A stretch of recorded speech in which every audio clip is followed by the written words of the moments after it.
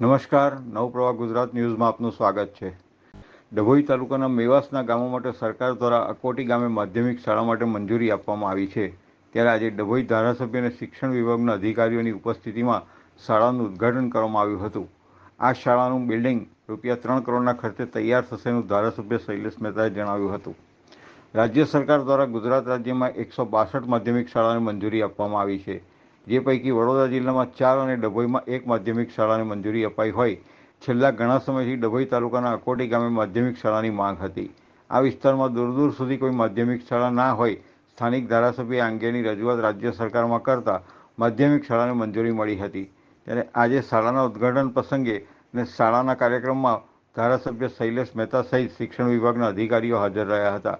મોટી સંખ્યામાં ગ્રામજનો અને શિક્ષકો તેમજ વિદ્યાર્થીઓ પણ ઉપસ્થિત રહ્યા હતા। શાળાના નવા મકાનનું કામ આશરે 3 કરોડના ખર્ચે હાથ ધરાશેનું ધારાસભ્ય શૈલેષ મહેતા દ્વારા જણાવાયું હતું। આ વિસ્તારમાં માધ્યમિક શાળાને મંજૂરી મળતા વિદ્યાર્થીઓ અને વાલીઓમાં ભારે આનંદ અને ખુશીની લહેર જોવા મળી હતી। બાઇટ શૈલેષ મહેતા, ધારાસભ્ય, ડભોઈ।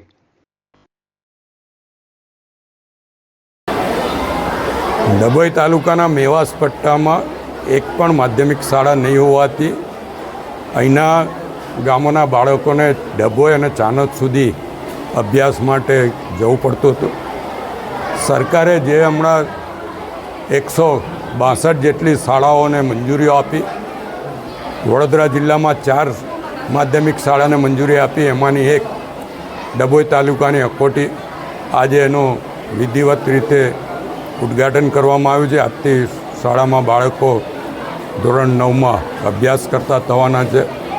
આવતા વખતે 10મું ધોરણ પણ અહીંયા ચાલુ કરવામાં આવશે અને અહીંયા 12 ધોરણ સુધી વિદ્યાર્થીઓને ભણવાનું મળે એવી વ્યવસ્થા સરકાર દ્વારા કરવામાં આવશે।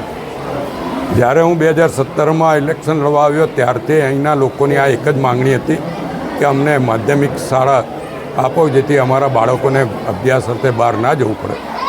આજે એમની લાગણીને માંગણી પૂરી થઈ છે।